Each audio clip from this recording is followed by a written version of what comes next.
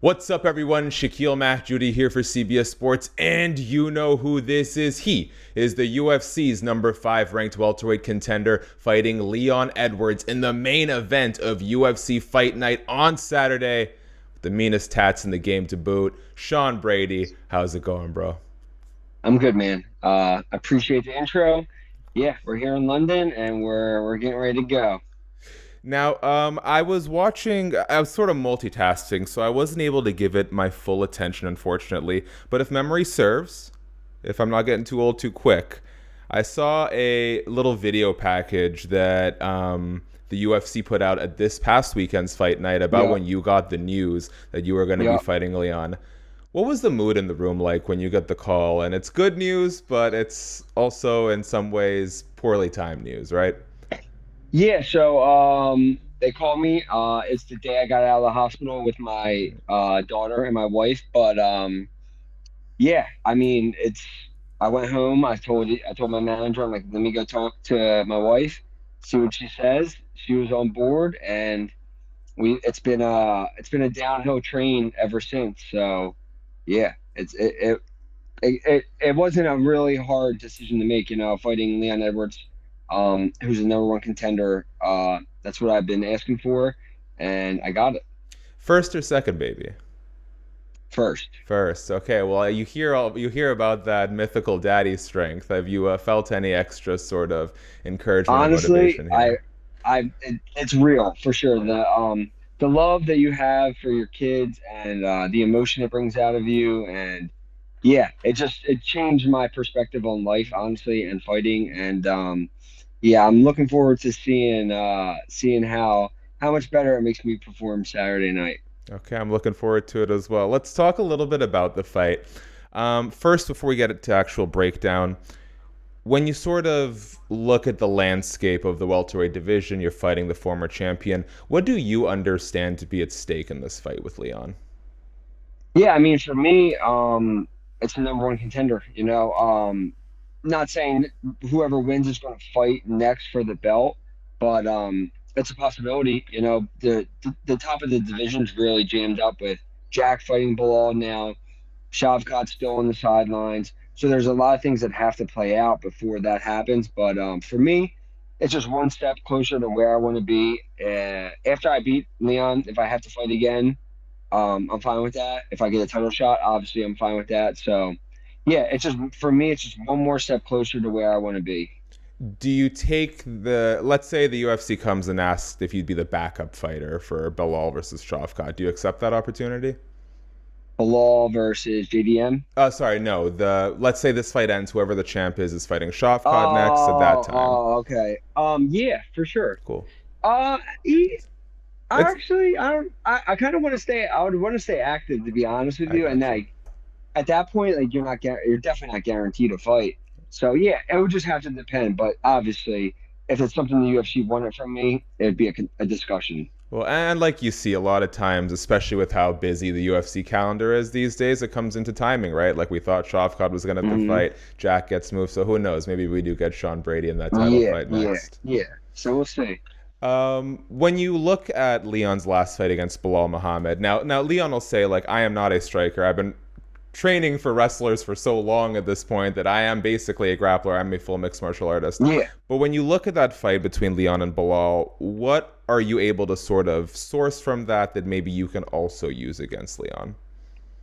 I mean, not just the Belal fight. If you go look at a lot of Leon's fights, he gets taken down. He gets put on his back. The Kamara fight, the second one, first one obviously he lost. Second one he was losing until the point of the head kick. Even the third fight was pretty a lot closer than people remember it to be. Yeah, even Colby got him down. So obviously there's a trend of people wanting to take Leon down. Leon's definitely a mixed martial artist. He knows how to wrestle. He knows how to strike. He knows jujitsu. But yeah, Bilal just executed a great game plan. We see jiu-jitsu guys come into MMA with mixed success. We see MMA guys try their hand at grappling with mixed success. But I was just sort of like taking the morning while I was having my coffee, watching some of the highlights of your grappling matches. And like the fact Mhm. that you're an active UFC fighter and you're there beating Craig Jones, Ben Saunders, tapping out Richie Martinez, It's really impressive, and it's not something we really see very often. What is it about your style of grappling that translates so well to both MMA and strict grappling competitions? Yeah, I just feel like, especially MMA, strikes really help open up jiu-jitsu. So Mhm. when you can punch somebody, they can turn, give an arm, give a neck. There's a lot of different things that make it a lot easier. And then I just feel like my pressure from MMA translates very well to Mm. jiu-jitsu guys, where like a lot of those jiu-jitsu guys never felt that kind of pressure before. So yeah, it's been fun. Like I want to grapple even like every chance I get, I want to compete. So like this year, I definitely want to be super active, whether it's fighting, grappling, both. But yeah, I just think my pressure is what helps me in both realms of jiu-jitsu and MMA. Mm. Why is it that you like to remain so active? Like, in what ways does it benefit you? And how has grappling sort of played a role in where if you're having trouble getting a UFC fight on your time, you can at least put your energy towards something else? Yeah, it just gives you like I want to just compete against like Richie's a little bit older now, but he's got another huge match coming up against Roberto. Like he has a huge match coming up, and he was one of the best guys in the world at one point. So I just want to test myself against the Mm. best guys in their own sports. You know, like I'm a jiu-jitsu guy, but I'm an MMA fighter. Richie's just a straight jiu-jitsu guy, so it was fun to go out there and be able to submit him. So I'm hoping more of those opportunities come. I'm hoping to get on one of these Fight Pass invitationals. Mhm. So we'll see. Why is it you want to be so active? Because I haven't had like I've had a few years of fighting where I've gotten hurt or Mm. things haven't worked out my way where I've only had one fight. Like I want to. I'm 32 years old. I'm in the prime of my career. I want to be active. I just don't want to look back at my end of my career when it's over and say I wish I did more. Now, I always like to take a look through people's Instagrams, try and find some icebreakers, and I'm a little suspicious when all I see is like fight promotion and training footage. Now, I know obviously you get asked about your tattoos a lot, but what's the most interesting thing about Sean Brady that has nothing to do with fighting and has nothing to do with tattoos? Oh man, I don't know. I ride dirt bikes. I'm huge Okay. into dirt bikes, mountain biking, cycling. Like, if I didn't fight, I would 100% be doing like triathlons. So I just love fit. Like, it has nothing to do with fighting, but fitness. Like, I love cycling. I love running. I just love all that stuff. I love outdoor stuff. Like I said, dirt. I'm obsessed with dirt bikes and fast cars and stuff like that. So I haven't been able to ride my dirt bike in a little bit because it's been cold in Philly, but when I get home, I'll definitely be getting back out. Let's say these championship dollars and these pay-per-view points start coming in. You looking to expand the car collection a bit? Yeah, I'll definitely get. I Okay. want to get something. I've always liked. Like I have a Ford Raptor truck right now. I love my truck, but Shelby GT 350. They're stick shift. Not many people are driving stick anymore, especially in the States. So that's something. That's something we could do. I've seen great videos of people trying to like steal cars only to find out they're stick shift and they have to hop out. And that's another. You can't steal something if you can't drive it. Good stuff. All right, smart man, you're thinking ahead. As we Yeah. begin to wrap up here, I just want to get your thoughts on the lay of the land at welterweight. How, if at all, has your impression of Shavkat and Ian Machado Garry changed after their fight? Obviously, short notice circumstances. Did Yeah. anyone's profile go up? Did anyone's profile go down in your mind? Yeah. I mean, Ian's probably went up a little bit. Shavkat might have went down, but it's hard to say that because supposedly Shavkat was hurt. Obviously, he is hurt. Something's going on with him. But I thought Ian fought. I didn't. The first couple of rounds were very inactive, and then they picked up a little bit in the end. But I wasn't overly impressed with either one of them, to be honest. Shavkat was made out to be like this boogeyman, and he looked a little bit.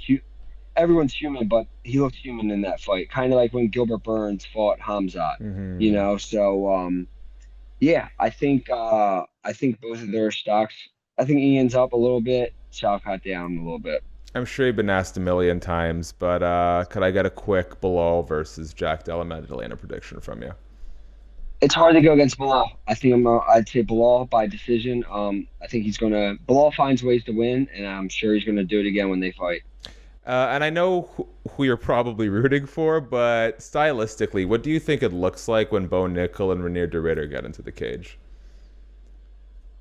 Oh man, I don't know, to be honest. I think Bo's top game and his pressure is going to be good enough to avoid. I wasn't initially impressed with RDR with his first fight Yeah. with Gerald, and then what he I was not expecting him to do what he did against Kevin Holland. So yeah, it could be very interesting. I'm interested to see how that one plays out. Feel like grappler versus grappler matchups have been getting better in the UFC. You know what I mean? Yeah, and that's like a it's like a cool one because it's more of a wrestler grappler Yeah.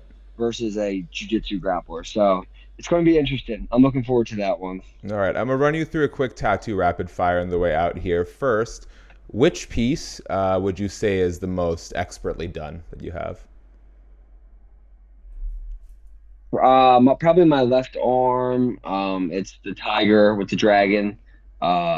Anything by I have two guys who I'm really impressed with.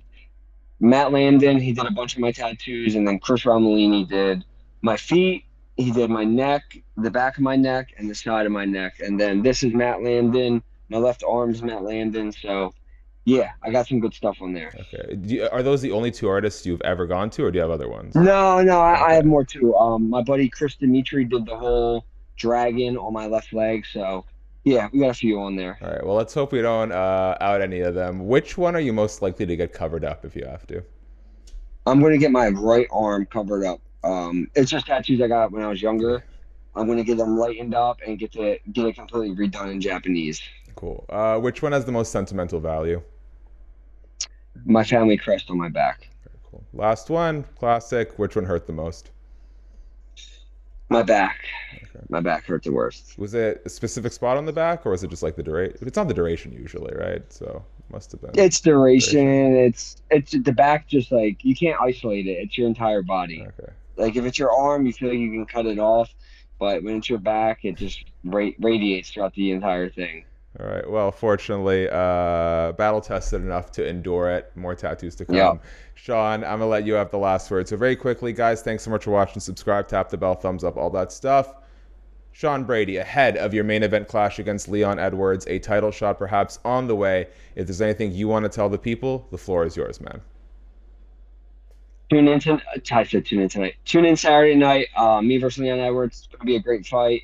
You'll be seeing me get my hand raised.